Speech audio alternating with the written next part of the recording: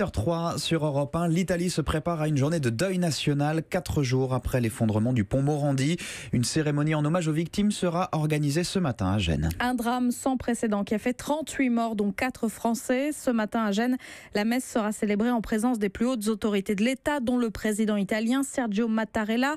Mais parmi les familles des victimes, il y aura des absents. Certains ont décidé de boycotter cette messe, épuisés par les polémiques et l'attitude des politiques. Blandine Hugonnet.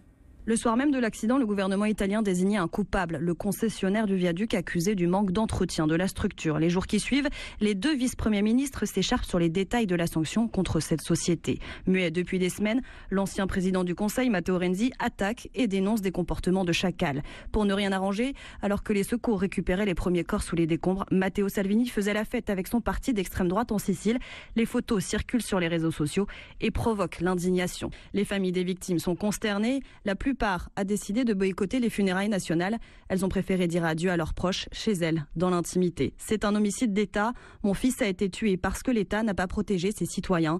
Le cri de ce père qui a perdu son fils, c'est aussi celui de nombreux Italiens. Transport public défectueux, tunnels toujours en travaux, routes en très mauvais état.